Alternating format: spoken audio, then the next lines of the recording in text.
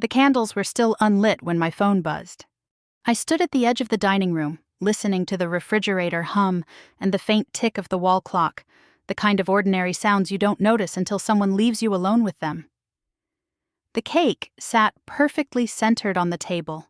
White frosting, smooth as porcelain, my name piped in careful cursive. I had ordered it a week earlier, told myself not to make a big deal out of my birthday this year, then still went ahead and made everything just right. Old habits die quietly. Matthew didn't look back when he grabbed his coat. "I have something important," he said, already halfway to the door. His voice was calm, practiced, the same tone he used when canceling dinner plans or stepping out during holidays. "I'll explain later."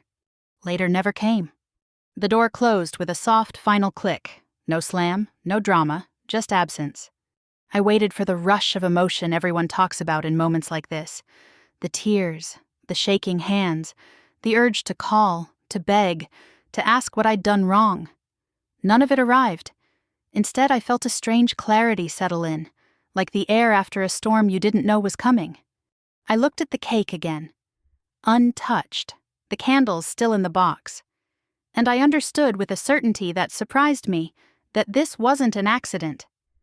Matthew hadn't forgotten my birthday. He hadn't misjudged the timing.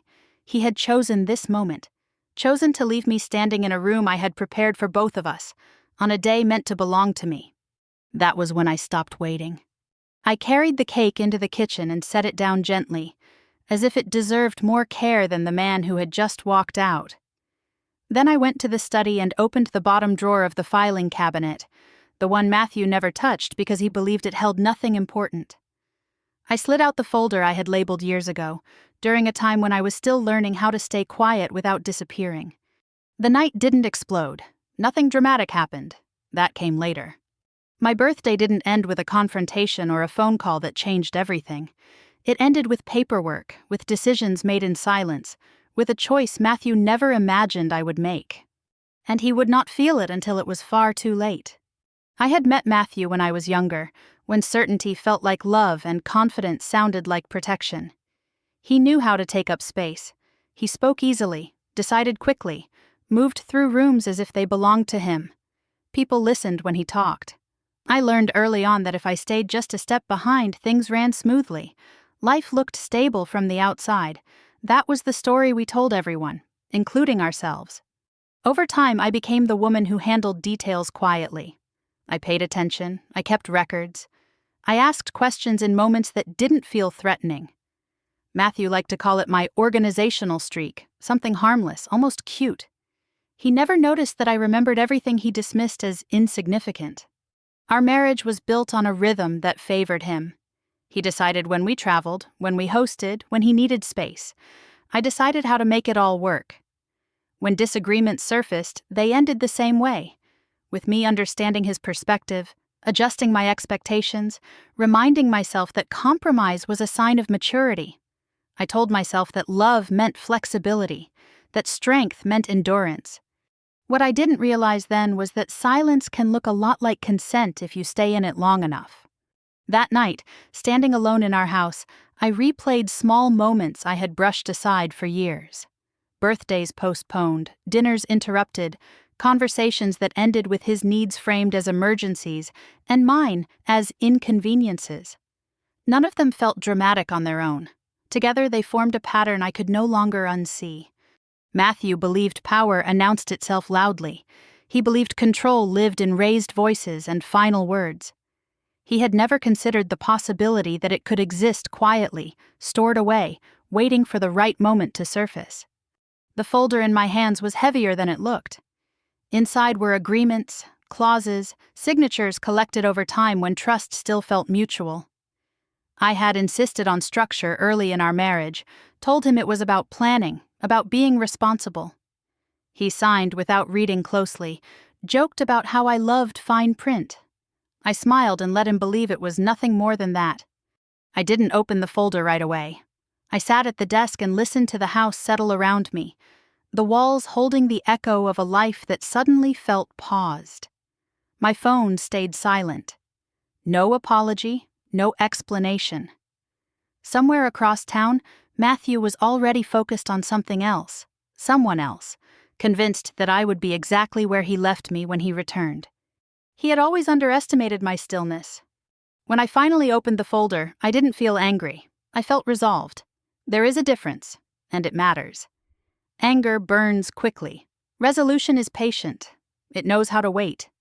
I didn't activate anything that night. Not yet. I read, reviewed, confirmed what I already knew. I made sure every detail was exactly as I remembered. This wasn't about revenge in the way people imagine it, loud and satisfying and immediate. This was about accuracy, about timing, about allowing consequences to unfold without interference. I went back to the kitchen and cut myself a slice of cake. It tasted sweeter than I expected. Matthew thought leaving me alone on my birthday would teach me something. He thought absence would make me smaller, quieter, more compliant. What he didn't know was that the moment he walked out, he stepped into a system he no longer controlled. And by the time he realized it, the door would already be locked from the other side. The next morning arrived without ceremony. Sunlight slipped through the curtains as if nothing had shifted overnight. The house looked the same. The furniture hadn't moved. Matthew's shoes were still by the door, lined up the way he liked them. If someone had walked in, they would have thought this was a normal home, a normal marriage, a normal day after a quiet birthday. That was the most dangerous part. I moved through the kitchen on instinct, making coffee I didn't need, rinsing a mug I hadn't used. My phone lay face down on the counter. No messages, no missed calls. Matthew always did this when he believed he had the upper hand. He disappeared first, confident that silence would do the work for him. He expected me to reach out. I didn't. Instead, I sat at the table and allowed myself to notice things I had trained myself not to see. The way every important date on the calendar had been penciled in by me. The way his schedule took up entire weeks while mine fit neatly into the margins. I had called it balance. It was easier than calling it erasure. When Matthew finally texted, it was late morning. Running behind, talk later. No apology, no explanation, not even my name. I felt something loosen in my chest, not pain, but detachment. Once you see a pattern clearly, it loses its power to confuse you. His message wasn't casual. It was calculated. He believed the delay itself was a reminder of who mattered more. I replied with a single word. Okay. That response would have unsettled him if he'd paused long enough to think about it. He liked emotional reactions. He liked arguments he could frame as overreactions. A calm response offered him nothing to push against. The rest of the day passed quietly. I took a walk through the neighborhood, noticing how many lives were unfolding beyond my own. Women carrying groceries, couples arguing softly on porches, someone laughing into a phone, unaware of the sound carrying down the street. I wondered how many of them were holding parts of themselves in reserve, waiting for permission they would never be given. By afternoon, I stopped wondering where Matthew was. I already knew. He came home just before dinner, moving carefully, as if the house itself might confront him. He didn't look at me right away. He set his keys down, straightened his jacket, bought himself a moment before speaking. "We need to talk," he said finally. It was a phrase he used when the conversation was meant to go his way. I nodded, still calm. "We do." That surprised him. I could see it in the way his eyebrows lifted slightly, the way his shoulders tightened. He had expected resistance or emotion, something he could manage. Instead, he found me composed, waiting. He launched into an explanation that sounded rehearsed, work complications, timing issues, a last-minute obligation that couldn't be delayed. He avoided specifics, the way people do when they don't want to be questioned. He spoke as if the problem were logistical, not personal. "You understand," he said. Not a question, a conclusion. I watched him closely. This was familiar territory. He spoke. I absorbed. Then I adjusted myself around his decisions. That was how we had survived disagreements for years. But something inside me had shifted. "I understand that you left," I said evenly. "That part is clear." The room went quiet. He frowned, not angry yet, just unsettled. "That's not what I meant." "I know," I said. "It rarely is." For the first time, Matthew looked directly at me. Really looked. as if trying to locate the version of me he had left behind the night before. The one who smoothed things over, the one who accepted half answers. "You're overthinking this," he said, irritation creeping into his voice. "It was bad timing." I didn't argue, I didn't defend myself, I simply let the statement hang between us. Bad timing had a habit of repeating itself in our marriage. It showed up whenever something mattered to me. Matthew exhaled sharply. "Can we not turn this into something bigger than it is?" That was his tell. Whenever he said that, it meant the situation was already bigger than he wanted to handle. "I'm not turning it into anything," I replied. "I'm paying attention." He scoffed, a sound meant to belittle without sounding cruel. "You always do this. You read into things." I smiled slightly, not in amusement, but recognition. He had said the same thing years ago when I insisted on legal clarity before merging certain assets, when I asked about contingencies, when I suggested planning for situations he believed would never apply to us. "You worry too much," he had told me then. "Trust me." And I had, just not blindly. Matthew moved on quickly, changing the subject, asking about dinner, about errands, about things that didn't matter. He believed the conversation was over because he was finished with it. That had always been his rule. I let him believe that. That night, after he went to bed, I returned to the study and opened the folder again. I wasn't looking for reassurance. I was looking for confirmation.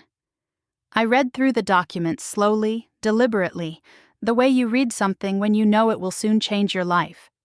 The clause I focused on wasn't dramatic, no bold language, no obvious threat, just conditions, responsibilities, triggers that depended on behavior, not intent. It didn't accuse, it didn't judge, it simply responded. Matthew had always thought protection meant control. He never considered that it could mean accountability. I closed the folder and slid it back into the drawer. He still thought this was a conversation he could manage. He had no idea it was already a process in motion. By the third day, Matthew began to notice the difference. Not because anything obvious had changed, but because nothing had. I moved through the house as usual. I answered questions when asked. I didn't bring up the birthday again. I didn't ask where he was going or who he was texting. The absence of conflict unsettled him more than any argument ever had. He was used to resistance, used to tension he could outlast. Silence on my terms was unfamiliar territory. "You've been quiet," he said one evening, watching me from across the living room. "Everything okay?" It was almost funny. Not the question itself, but the timing. Years of my quiet had never concerned him until it stopped serving its purpose. "I've always been quiet," I said. "You're just hearing it now." He frowned as if trying to decode a language he had ignored for too long. "That's not what I meant." "I know," I replied. That answer followed him for the rest of the night. Matthew began hovering in small ways, asking what I wanted for dinner, mentioning plans in advance, touching my shoulder when he walked past, as if proximity could restore balance. These gestures might have worked once. Now they only confirmed what I already knew. He sensed the shift but didn't understand it. I didn't correct him. Instead, I watched how quickly he reverted when reassurance didn't arrive. The next morning, he left without saying goodbye. That afternoon, he canceled a dinner plan with a casual text.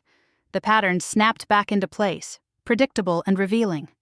This was never about a single birthday. It never had been.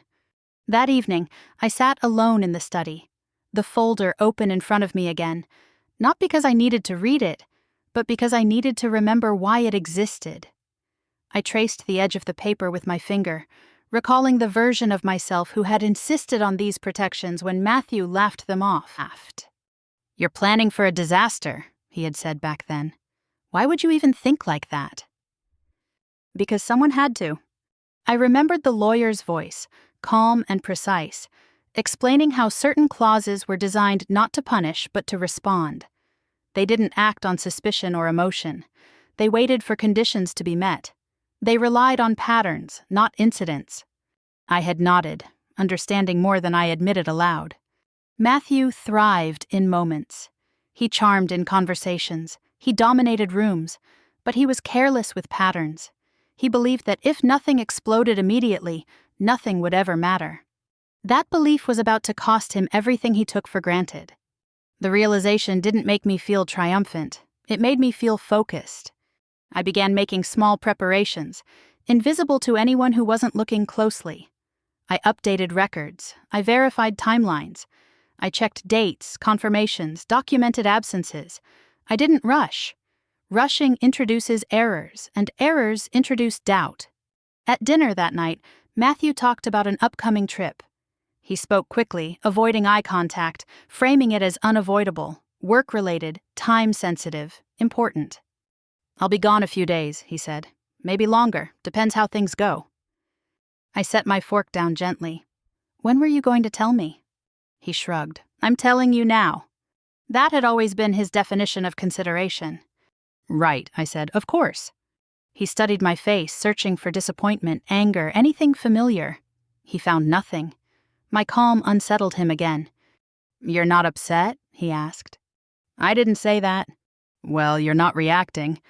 "I am," I replied, "just not out loud." He laughed softly, the sound edged with impatience. "You're being dramatic." That word used to stop me, used to make me retreat, apologize, soften my tone so I wouldn't seem unreasonable. This time it landed differently.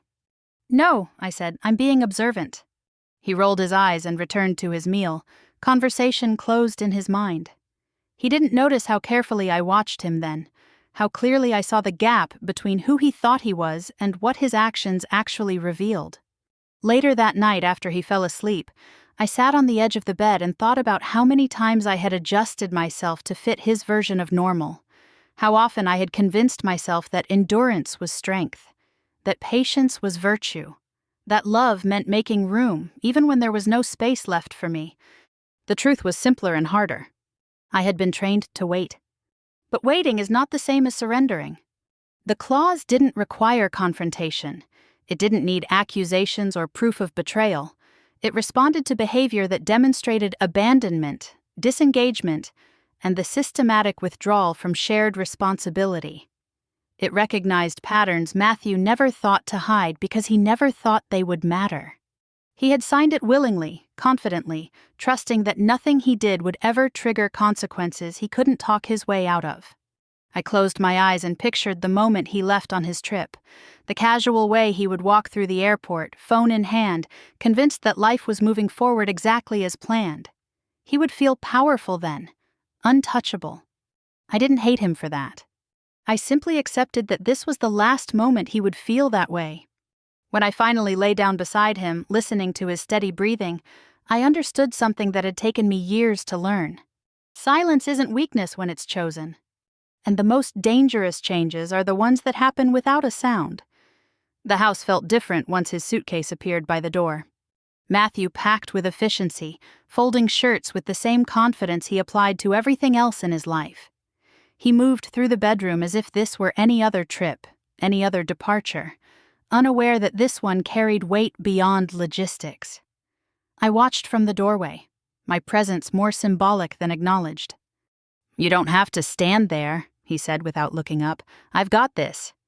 I knew he did. He always did until he didn't. I stepped aside and let him finish. There was no argument to be had, no protest to perform. He liked exits that felt clean. He liked believing that whatever he left behind would remain exactly where he placed it. At the airport, he kissed my cheek with practiced ease. Not affection, but routine, the kind that assumes continuity. "I'll call you when I land," he said. I nodded. "Travel safe." He smiled, satisfied. That was the version of me he trusted, the one who wished him well, who didn't complicate his plans with inconvenient emotions or questions. As he disappeared into the crowd, I felt no urge to follow, no tightening in my chest. Instead, there was a calm certainty, the kind that comes when a decision has already been made. Back home, I didn't rush. I unpacked the groceries I'd picked up on the way back. I watered the plants. I changed the sheets. Ordinary tasks have a way of grounding you when everything else feels suspended. In the study, I laid out the documents again, spreading them across the desk with care. This wasn't about memorization. It was about alignment, dates, language, sequence. Everything had to be precise. I reviewed the timeline the way a surgeon reviews a chart, methodically, without emotion. The birthday, the departure, the absence, the communications that followed. Each detail formed part of a pattern that had existed for years, but now had a clear starting point. This wasn't retaliation, it was recognition. The clause itself was unremarkable. It didn't threaten. It didn't accuse. It described conditions under which authority shifted, access changed, responsibilities recalibrated. It assumed that relationships could fail quietly, without spectacle, and that safeguards should exist for exactly that reason. I remembered the day Matthew signed it. He had skimmed the first page, made a joke about my love for details, and handed it back with a flourish. "You worry too much," he'd said. "Nothing like this will ever apply to us." He believed the document existed to comfort me, not to bind him. That misunderstanding had protected me for years. I didn't activate anything yet. Not because I hesitated, but because timing matters. Systems respond best when the sequence is complete. Premature action creates noise. Noise creates scrutiny. I wasn't interested in either. Instead, I made calls that didn't announce themselves as important. I confirmed information. I verified records. I ensured that when the moment came, nothing would be left to interpretation. Matthew texted that night, "Landed, long day, talk tomorrow." I replied with the same calm I'd used all week, "Okay." The next day passed slowly. I went to work. I attended meetings. I smiled when required. No one noticed anything different, which meant I was doing it right. This wasn't a performance for the world. It was a recalibration beneath the surface. That evening, I received a message from an unfamiliar number. Brief, professional. A question about availability later in the week. I answered just as briefly, confirmed. Nothing more. I could feel the shift beginning, subtle but irreversible. Matthew called that night, his voice relaxed, buoyed by distance and distraction. He talked about plans, about timelines, about how busy he would be over the next few days. He didn't ask how I was, he didn't mention my birthday. He spoke as if everything were already settled. I let him talk. When he finally paused, expecting affirmation, I offered none. "Is everything okay?" he asked, the slightest edge creeping in. "Yes," I said, and it was true. He hesitated, then laughed it off. "You're hard to read lately." "I've always been this way," I replied. "You're just noticing now." He didn't respond to that. After we hung up, I sat alone in the quiet house and allowed myself one final review, not of the documents, but of myself. The woman who had once believed that love required endurance, the woman who had mistaken patience for safety. I didn't blame her. She had done the best she could with what she understood at the time. But understanding changes things. Late that night, I opened my laptop and prepared the final steps. Everything was in place. All that remained was to choose the moment when the system would recognize what Matthew never had. That absence, when repeated and deliberate, is a decision. I didn't feel powerful, I felt aligned. Matthew was still convinced that distance protected him, that being unavailable kept him in control. He had no idea that every mile between us made the process cleaner, more undeniable. When I finally closed the laptop, I didn't feel relief, I felt readiness. Tomorrow, I would stop observing and start allowing the mechanism to do what it had been designed to do. And Matthew, somewhere far away, would continue believing he had walked away without consequence. I signed the document just after midnight. The house was quiet in the way it only gets when someone believes they've left everything behind. No footsteps above me, no voice drifting down the hallway. Just the soft click of the pen and the hum of the system as it accepted what I submitted without ceremony. There was no warning screen, no dramatic confirmation, just a brief line of text that told me the request had been received and logged. That was all it took. The clause had never been meant to announce itself. It wasn't designed to shock or threaten. It existed to respond when certain conditions were met, and those conditions had been met more clearly than Matthew would ever admit. He had assumed the document was symbolic, something that made me feel safe, a gesture to satisfy my need for structure. He never considered that it was operational, that it waited. I remembered how confident he'd been the day he signed it. He'd skimmed the headings, asked a half-hearted question, then waved it away with a smile. "You and your safeguards," he'd said.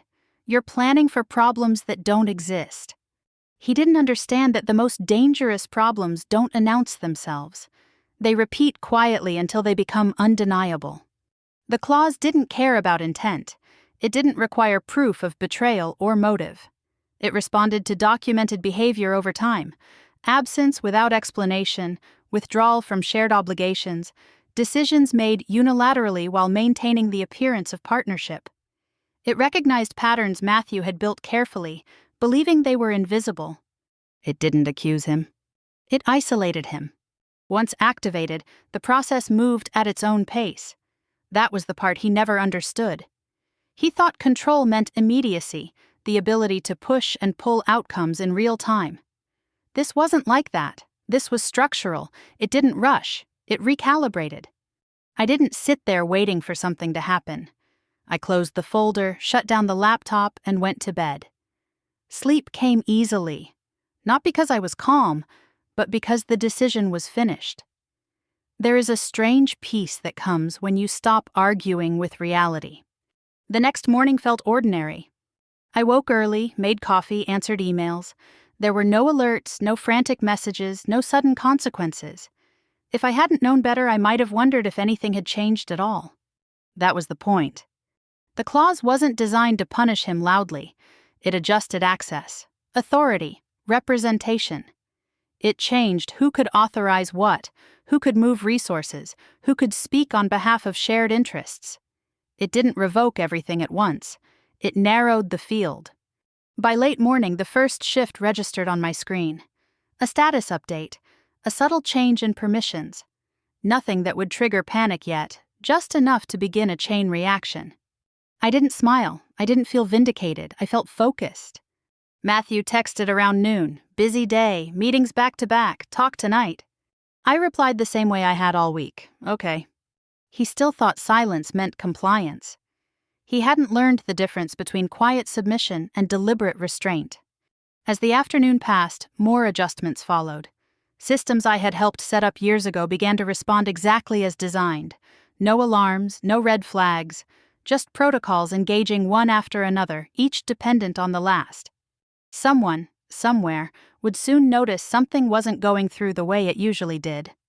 An approval delayed. A confirmation request rerouted. A response that required verification he no longer had the authority to provide. Matthew wouldn't feel it yet.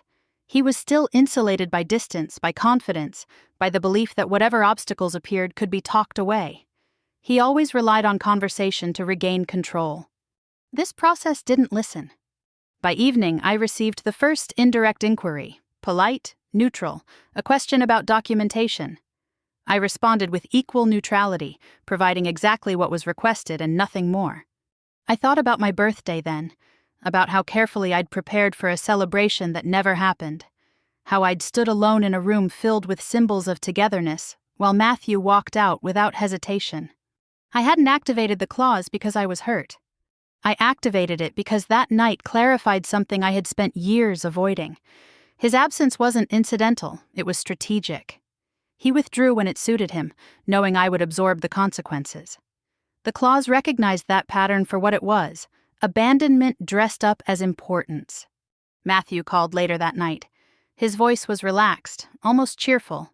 He talked about his day, about progress, about how things were moving faster than expected. He sounded like a man who believed momentum was on his side. I listened. When he paused, waiting for affirmation, I gave him none. "You okay?" he asked. "Yes," I said, and again it was true. He hesitated, then brushed it off. "You've been quiet." "I've been paying attention," I replied. He laughed, uneasy. "You always say that." This time I didn't correct him. After we hung up, I sat alone and allowed myself to acknowledge the finality of what I'd done. There was no undoing it now. The system was active. The sequence had begun. Matthew would wake up tomorrow believing everything was still under his control. He would move through his day unaware that permissions were narrowing, that authority was shifting, that doors he'd never noticed were quietly closing. He thought power was something you asserted.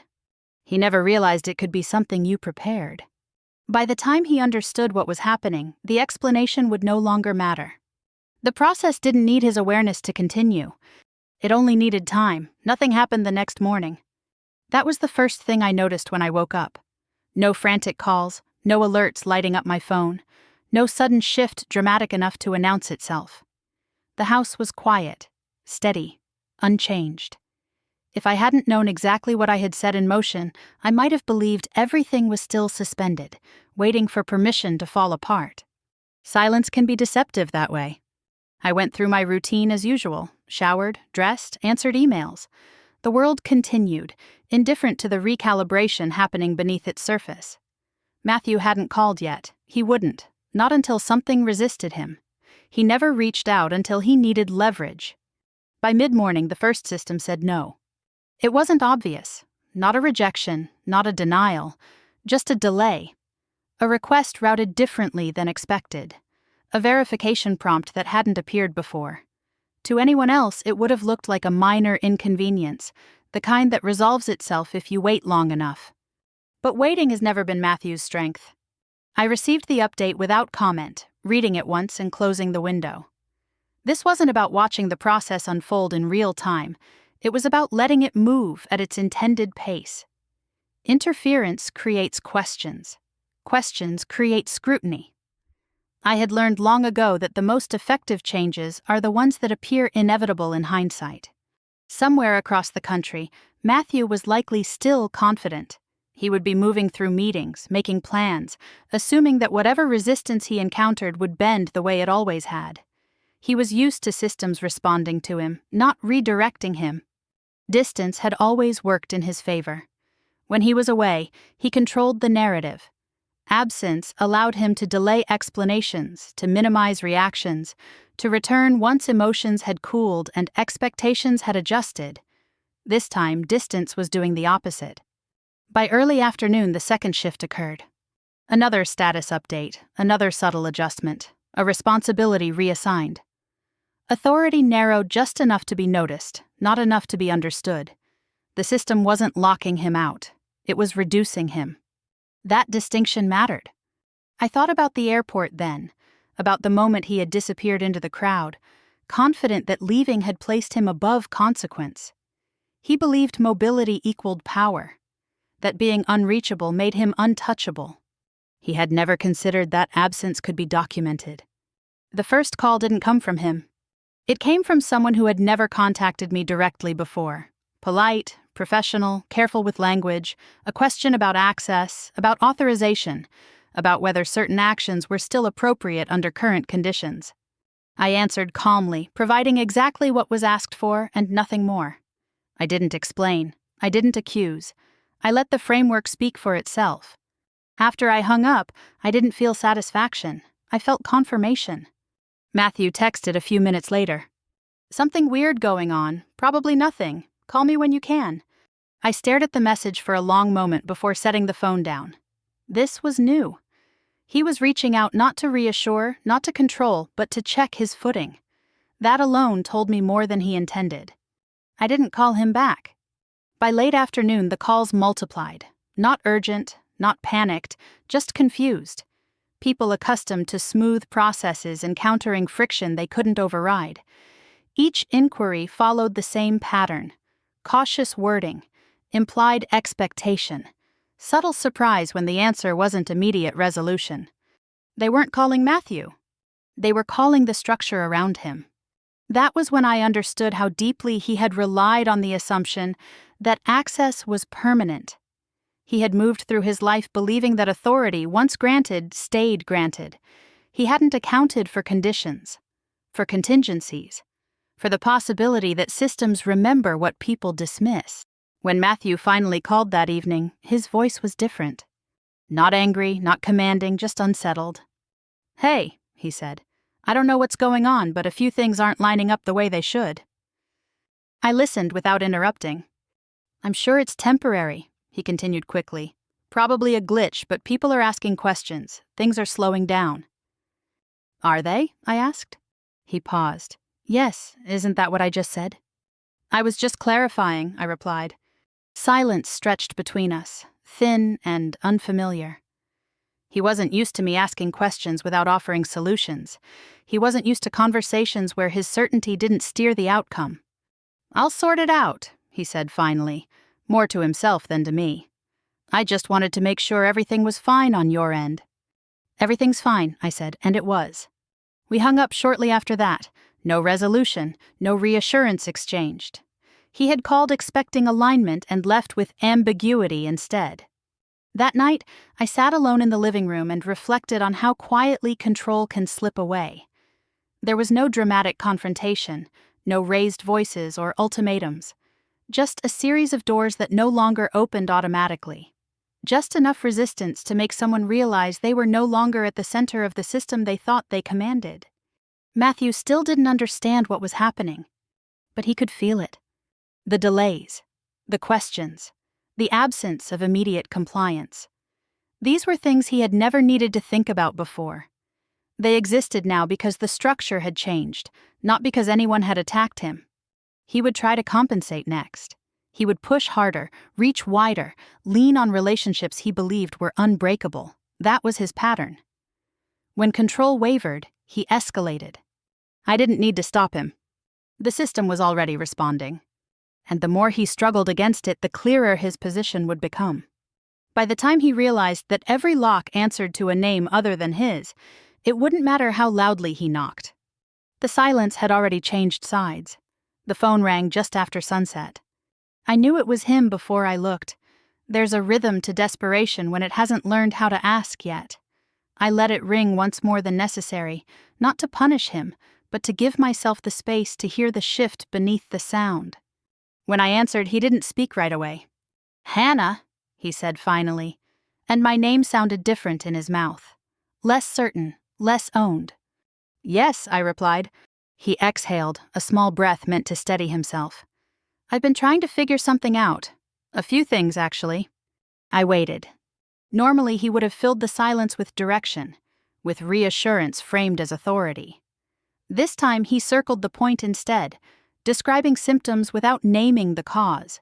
Delays, people asking for confirmations that used to be automatic, a sense that the ground beneath him had shifted, though he couldn't see the fault line. "It's probably temporary," he added quickly. "These things happen." "They do," I said. Another pause. He was listening now, measuring my tone for panic, for accusation, for anything that would restore the familiar balance. He found none of it. "You're being very calm," he said. "I'm listening." "That's not what I meant." "I know." The words landed between us, quiet and immovable. He had always relied on my reactions to orient himself. Anger meant resistance he could overpower. Sadness meant reassurance he could ration. Calm meant nothing he could use. He cleared his throat. "Did anything change while I was gone?" There it was. The question he didn't want to ask directly, dressed up as curiosity. He still believed the answer, whatever it was, would come from me as an explanation, not from the structure he had ignored. "Define change," I said. He laughed softly, a brittle sound. "You know what I mean." "I'm not sure I do." The line went quiet again. I imagined him looking down at his phone, frowning, recalculating. He had never been good with uncertainty unless it belonged to someone else. "Hannah," he said slower now, "I'm getting calls I shouldn't be getting. People are hesitant." I said nothing. "They're asking questions," he continued, "about authority, about access, things that have never been an issue before." "Have they?" I asked, keeping my voice level. "Yes," he snapped, then caught himself. "I mean, yes, and I don't understand why." That was the moment I knew he felt it. Not the mechanics, not the cause, but the loss of gravity. Systems were no longer bending toward him. He was used to being the answer people waited for. Now he was being routed elsewhere. "I thought maybe you knew something," he said, and the sentence ended on a question he didn't dare finish. I considered my words carefully, not to deceive him, but to avoid doing the work for him. "I know what I've always known," I said. "And that is?" "That patterns matter." He scoffed, the sound thin and defensive. "You're being cryptic." "I'm being accurate." He sighed, frustration rising. "This isn't the time for that. I need to get ahead of this." There it was again. Control, reaching for leverage. He wanted me to smooth the edges, to explain the system back into compliance. He wanted alignment, not understanding. I can't do that, I said. Why not? He demanded, then softened his tone. I mean, why wouldn't you? Because it wasn't mine to manage anymore, I thought. But I didn't say that. Because I didn't create the situation you're describing, I said instead. That's not fair, he said quickly. You know how these things work. I do, I replied. Better than you think. Silence stretched, heavier now. He was piecing it together, not the details, but the shape of it. He could hear it in my steadiness, in the way I wasn't asking questions, wasn't offering solutions. You're not worried, he said. No. Should I be? I paused just long enough for the question to echo back to him. That depends, I said, on what you do next. He laughed again, sharper this time. You're talking like this is some kind of test. I'm not testing you, I said. I'm observing. That word unsettled him more than anger ever had. Observing meant distance. It meant I wasn't inside the problem with him anymore. Hannah, he said quietly, are you upset about your birthday? There it was at last, dragged into the light not as an apology but as a hypothesis. He still believed this was emotional, that whatever was happening could be traced back to hurt feelings he could minimize. I'm not upset, I said. I'm clear. He went silent. When he spoke again, his voice was lower, cautious. Clear about what? I didn't answer right away. Not because I didn't know, but because he needed to sit with the question. That I don't need to react, I said finally. I can allow things to be exactly what they are. He swallowed audibly. You're scaring me a little. I almost smiled, not out of cruelty, but recognition. For the first time, he was afraid of not knowing where he stood. I'm not doing anything to you, I said. I'm just not intervening. That's not the same thing, he said. It is, I replied, when you've always relied on intervention. We ended the call without resolution. No plan, no reassurance. He had reached out expecting a lifeline and found a mirror instead. When the line went dead, I set the phone down and felt a quiet certainty settle in my chest. He knew now that something fundamental had changed. He didn't know how or why, but he knew I wasn't panicking, wasn't pleading, wasn't trying to pull him back into place. He had asked me what was happening. What he finally understood, though he would never say it out loud, was that I wasn't reacting at all. I was allowing. Matthew didn't come back to me after that call. Not right away, not the way he usually did when something felt off. Instead, he went looking for other doors, convinced that at least one of them would still open the way it always had. He believed the problem wasn't the system, it was the root. I found out without asking. The first sign came as a casual mention from someone who had never been part of our marriage, only adjacent to it. A name dropped in a conversation that had nothing to do with Matthew on the surface. A careful question framed as curiosity. People don't realize how much they reveal when they think you're out of the loop. Matthew had started calling people before calling me. That alone told me how serious it had become. He reached out to those he believed had protected him before, advisors, intermediaries, relationships he'd leaned on quietly over the years, men who had smoothed things over, women who had vouched for him, a network built on favors and assumptions rather than scrutiny.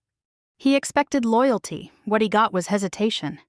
I imagined him sitting in unfamiliar offices, pacing hotel rooms, lowering his voice as if secrecy itself were leverage. He spoke in hypotheticals, testing reactions, asking what could be done, not admitting what had already happened. The problem with hypotheticals is that they invite examination. One of those conversations reached me indirectly, stripped of names but rich in tone. Concern, not for him, but for exposure. Questions about timing, about authority, about documentation that suddenly mattered more than relationships. Matthew had always believed that trust was permanent once earned. He never noticed how conditional it actually was. By the time he realized people were reviewing details instead of waving them through, it was too late to change the narrative. Once scrutiny begins, momentum shifts. No one wants to be the last person to say yes when everyone else has started saying maybe. He called me late that night. I'm running into resistance, he said, skipping pleasantries. People are being cautious, overly cautious. Are they? I asked. Yes, he said, irritation slipping through. They're acting like they're suddenly responsible for things they never questioned before. That tends to happen, I said, when circumstances change. What circumstances? He snapped, then softened again. I mean, nothing has changed. I let that sit. He filled the silence himself. I spoke to someone today, someone who knows how these things work. And? I asked. And they said there might be complications. The word landed heavier than he intended. Complications meant limits. Limits meant loss of control. Did they say why? I asked. He hesitated. They mentioned details, things that might require clarification. Details tend to do that, I said. He sighed, frustration giving way to something closer to fear. They're asking about timing, about authority, about whether certain actions are still valid. Are they valid? I asked. I don't know, he admitted, then quickly added, they should be. That word again. Should. It had guided most of his life, carrying him forward without challenge. He was discovering that systems don't respond to shoulds, they respond to conditions. After we hung up, I didn't feel relief. I felt a tightening, the kind that comes when you know the next move will be the most dangerous. Not because it's bold, but because it's desperate. Matthew had lost his usual exits. When that happened, he didn't slow down, he pushed harder. The next morning I received another indirect inquiry, this one more formal, more careful. The language had shifted from friendly curiosity to documented concern. Someone had noticed something they couldn't ignore, a detail buried in a file that had never been read closely before. Once you notice a thing like that, you can't unsee it. Matthew must have sensed the shift too because his messages grew shorter, sharper. Updates without context, questions without patience. They're hesitating. This doesn't make sense. I need this resolved. I didn't respond right away. When I did, it was with the same calm I'd used all week. Resolution depends on alignment, I wrote. Nothing more. That answer unsettled him. I could tell by how quickly he called back. What does that mean? He demanded. It means people don't want to be responsible for decisions they can't justify, I said. Not anymore. You're talking like this is bigger than it is, he said. I think you're realizing it already is. He went quiet, then asked a question he hadn't asked before. Did you talk to anyone? No, I said. I didn't need to. That was the truth. I hadn't activated people. I'd activated structure. The difference mattered. By afternoon, one of his supposed allies had stepped back completely. No confrontation, no explanation. Just a carefully worded message about reassessing involvement until certain matters were clarified. Matthew read it as betrayal. I read it as self-preservation. He called me again that evening, his voice tight. They're backing away. People do that, I said, when they sense risk. There is no risk, he insisted. Then why are they leaving? I asked. He didn't answer. I imagined him staring at his phone, replaying conversations, searching for the moment he'd lost ground. He would never find it. There wasn't a single misstep. There was a pattern he had never thought to conceal. When the call ended, I sat alone and considered how quietly his safety nets were unraveling. Not through confrontation, not through accusation, through distance and documentation and people deciding not to stand where they couldn't defend themselves. Matthew had always believed he had options. What he was learning now was that options disappear long before you realize you need them. By nightfall, every exit he'd tried had either closed or narrowed. The system wasn't attacking him. It was refusing to accommodate him. And that refusal, calm and impersonal, was doing what no argument ever could. It was leaving him alone inside a situation he could no longer talk his way out of. He thought the danger was losing control. He didn't yet understand that the real danger was what came next, when he would try to take it back. Matthew made his decision sometime after midnight. I knew it not because he told me, but because the pattern shifted. Messages stopped asking questions and started making statements. His tone hardened, sharpened by urgency. When people feel their control slipping, they stop listening for answers and start forcing outcomes. He chose the shortcut. It was the move he'd always avoided publicly and used privately, the one that assumed systems could be bent if you pushed hard enough, if you acted fast enough, if you relied on familiarity instead of permission. He believed there was still a way through if he moved before anyone could stop him. Pressure doesn't create mistakes, it reveals them. By morning, the consequences arrived not as punishment, but as attention. The kind he had never wanted. A quiet escalation, a widening circle of review that didn't accuse him of anything yet, but didn't trust him either. His attempt to force access didn't break the lock. It documented him trying. I received the notice without commentary, the way you receive weather updates you already prepared for. Time-stamped, cross-referenced, neutral language that said everything by saying almost nothing. The system didn't stop him. It watched him. Matthew called an hour later. "I need you to listen," he said, skipping my name. His voice was tight, clipped, unfamiliar. "Something flagged this morning. It shouldn't have." "Why shouldn't it?" I asked. "Because I handled it," he snapped, then caught himself. I followed the usual process." "The usual process depends on authority," I said. "Do you still have it?" Silence followed, thick and telling. "They're escalating," he said finally, "bringing in people who don't need to be involved." "Once thresholds are crossed," I said, "involvement stops being optional." "You're talking like this is inevitable," he said. "It is," I replied, "once it starts." He paced on the other end of the line. I could hear it in the rhythm of his breath, the way his voice moved in and out of the receiver. "I just need time," he said. "I can explain this." "Explain what?" I asked. "That it was temporary, that there was confusion, that—" He stopped, frustrated. "You know." I did know. I knew he was still trying to frame this as a misunderstanding, a glitch, a momentary overreach by cautious people. He couldn't accept that the system was doing exactly what it was designed to do. "Matthew," I said quietly, "this isn't about what you meant." He laughed, sharp and disbelieving.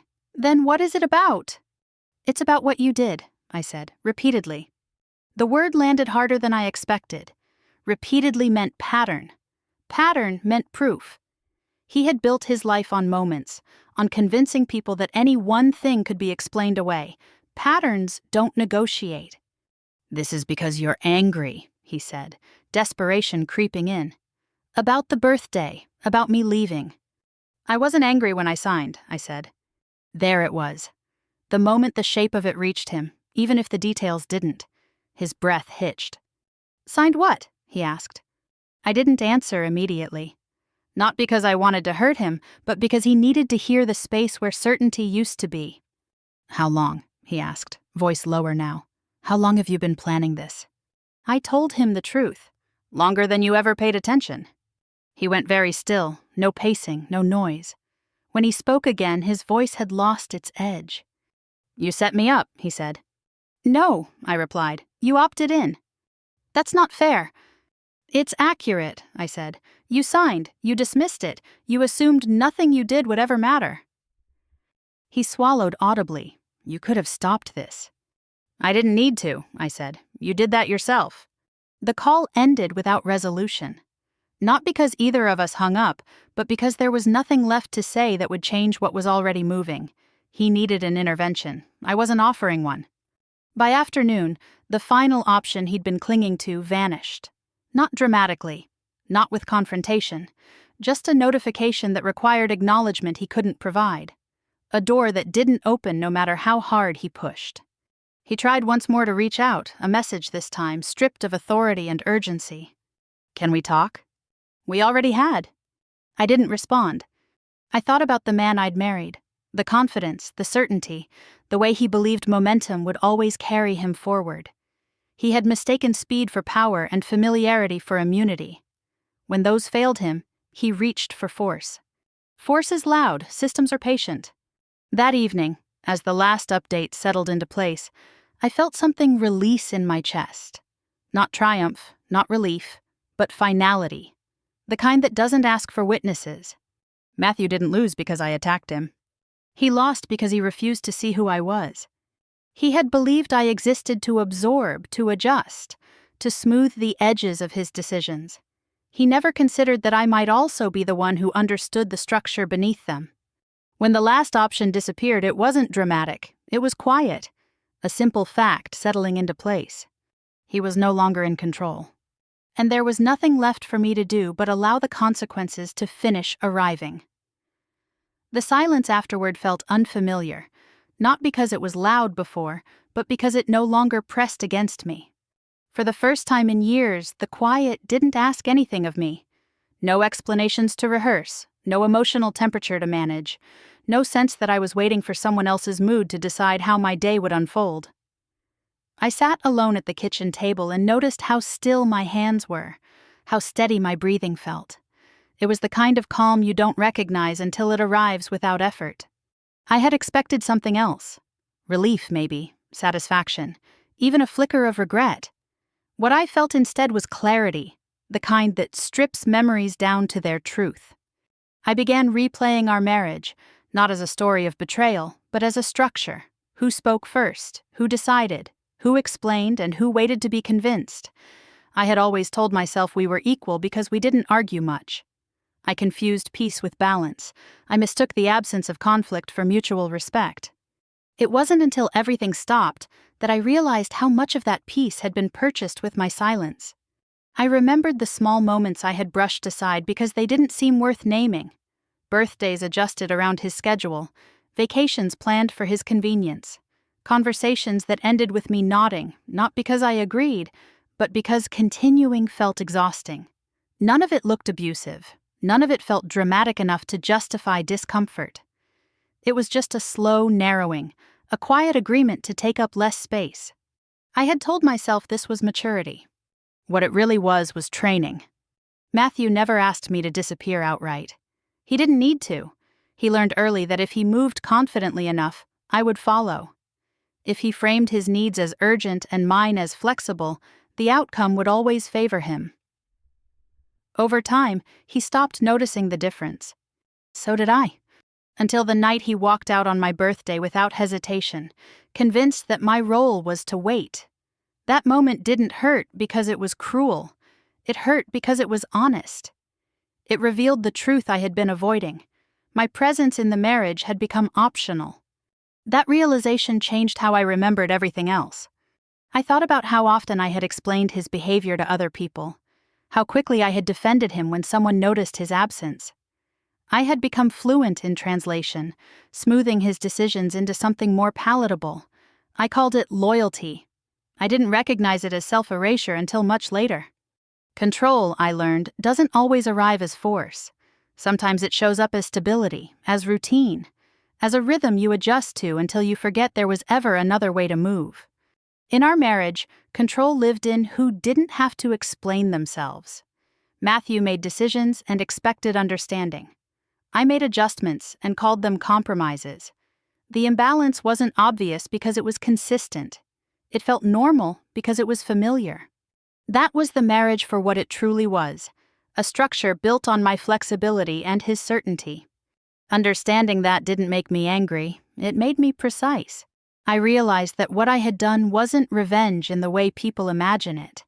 I hadn't lashed out, I hadn't humiliated him, I hadn't needed witnesses. I had simply stopped absorbing the cost of his choices.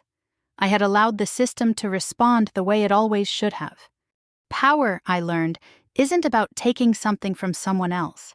It's about reclaiming what you've been quietly giving away. In the days that followed, I noticed changes in myself that had nothing to do with Matthew's collapse. I spoke more directly. I paused less before making decisions. I didn't rehearse conversations in my head the way I used to, anticipating objections that never came. The absence of constant adjustment created space I didn't know I needed. I stopped explaining myself. That was the real shift. For years, I had believed that being understood was the goal, that if I could just articulate my feelings clearly enough, patiently enough, things would balance out. What I learned instead was that some systems aren't listening, they're benefiting. When I stopped trying to be understood by someone who didn't need to understand me, the weight lifted. I thought again about the clause, about how unremarkable it looked on paper, how easily it had been dismissed. It wasn't a weapon, it was a boundary written in language that didn't argue or persuade. It simply responded when certain conditions were met. That was the lesson I carried forward. You don't need to announce your limits for them to be real. You don't need permission to stop participating in dynamics that diminish you, and you don't owe clarity to people who only ask for it when they lose control. As the days settled into a new rhythm, I felt something I hadn't felt in a long time. Ownership. Not over anyone else's life, but over my own time, my decisions, my silence. I didn't take Matthew's power. I stopped giving him mine. And once I did, everything else fell into place exactly as it was meant to. I didn't hear what happened to Matthew all at once. The details arrived in fragments, carried by other people's voices, never by his. A paused sentence here. A careful update there, someone mentioning a delay as if it were weather, unavoidable, and no one's fault. The story moved without me, assembling itself in the spaces where certainty used to live. I didn't go looking for it, I didn't need to. What I learned first was what hadn't happened. No dramatic confrontation, no public spectacle, no single moment where everything collapsed in a way that could be pointed to and named. Doors simply stopped opening. Conversations ended sooner than expected. Meetings were postponed, then quietly reassigned. The kind of consequences that don't trend or travel fast, but change a life all the same. Matthew tried to explain. That much was clear. He framed things as misunderstandings, as timing issues, as processes that had become overly cautious for no reason. He leaned on language that had always worked for him before. It didn't work now. Once scrutiny starts, it doesn't rush, it reviews. Old decisions resurfaced. Not accusations, just questions that required answers he couldn't give without authority he no longer had.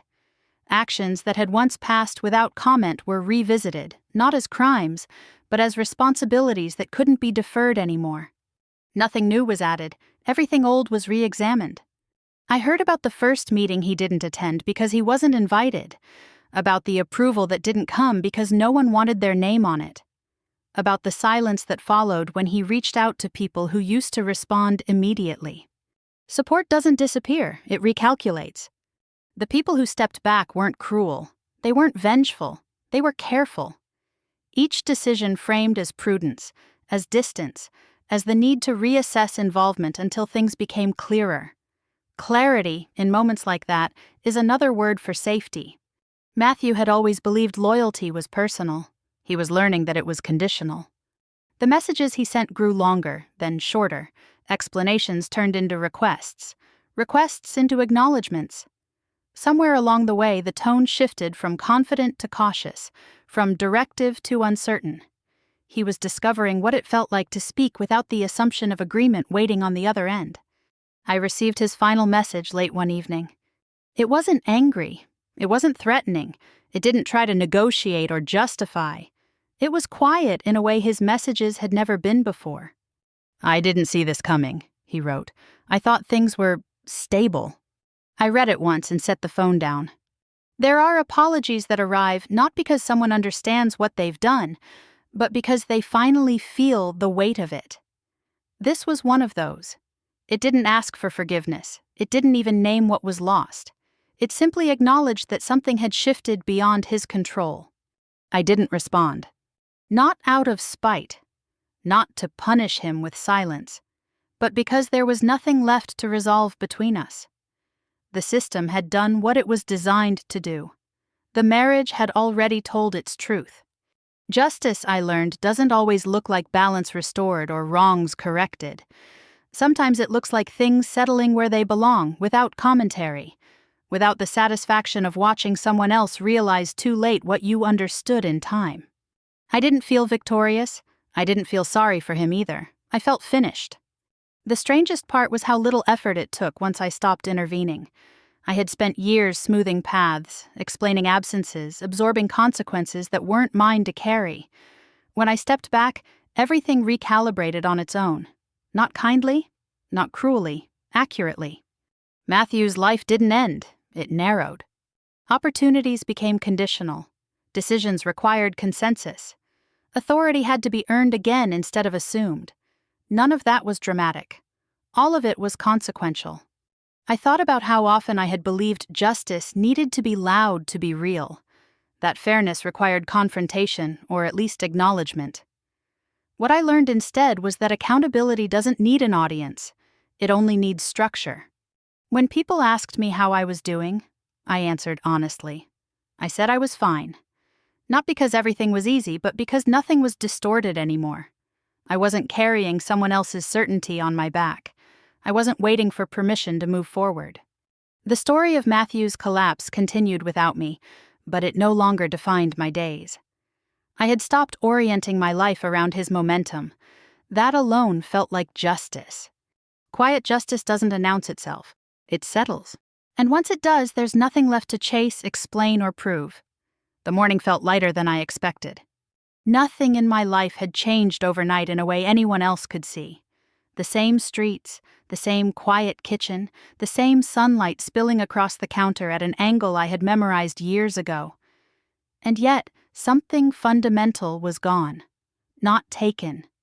Released. I made coffee and stood by the window without checking my phone. For years, mornings had started with anticipation, messages to decode, moods to measure, schedules to adapt around someone else's urgency.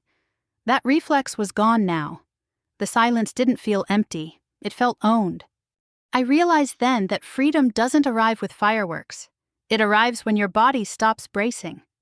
I thought about who I had been when no one was watching. Not the version of me shaped by compromise or caution, but the woman I used to be before I learned how to shrink politely. She hadn't disappeared. She had been waiting, quietly, patiently, trusting that one day I would listen. I hadn't become someone new through all of this. I had returned. The birthday came back to me then, not as a wound, but as a marker. I could finally see it clearly. That night wasn't when I was abandoned. It was when I stopped abandoning myself. The cake on the table, the unlit candles, the door closing behind Matthew. I had thought that moment marked my humiliation. Now I understood it marked my decision. He thought he left me that night. I left first. There's a lesson in that I wish I had learned sooner, and one I share now without instruction or expectation. Silence can be powerful, but only when it's chosen. When silence becomes a requirement for peace, the peace isn't real. It's a truce that only one person honors. Love should never require you to disappear. I didn't destroy a man's life. I didn't orchestrate his downfall. I stopped carrying the weight of choices that weren't mine. The system responded. The structure adjusted. Accountability did the rest. That distinction matters, especially for women who have been taught that dignity must always come second to harmony. What surprised me most was how little bitterness I felt once it was over.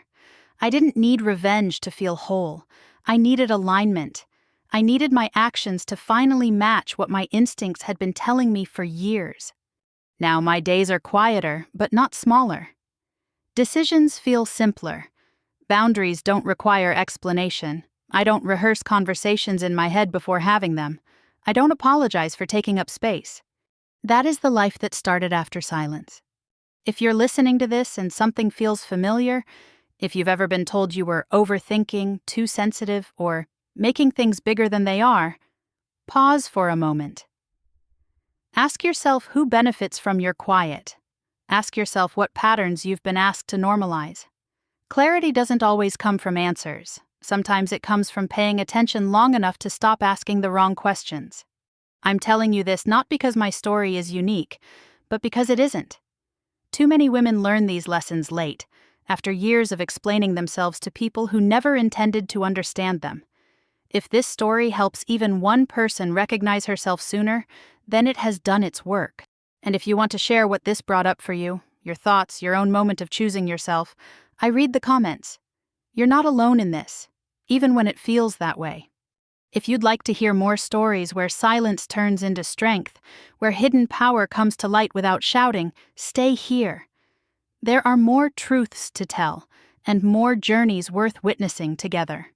This is where mine ends, and where yours might just begin. This story is fictionalized for dramatic effect.